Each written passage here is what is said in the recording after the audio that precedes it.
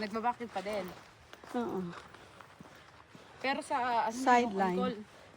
Oo, nagpunta kami sa ano eh.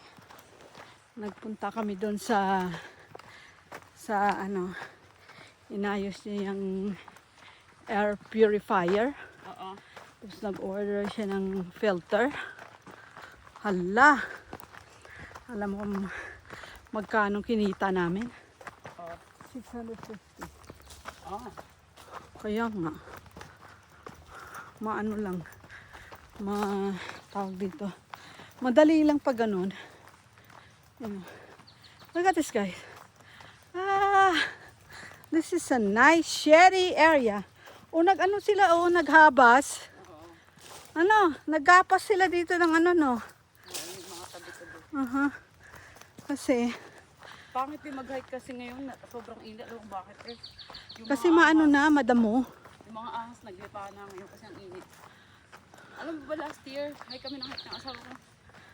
Hala, ang dami namin nakitang ahas. Siguro sa 4 na magkasunod na araw nag-hike kami. 4 na ahas din nakita. Sino, asawa mo? Oo.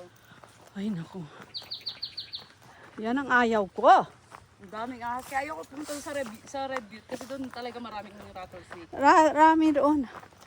Lalo na doon sa inanuhan namin ng mga anak, ng mga ano. Uy, si Reggie pala nasa Pilipinas. Aha. Taon-taon siya nauwi, no? Yeah. Taon-taon ba siya umuwi?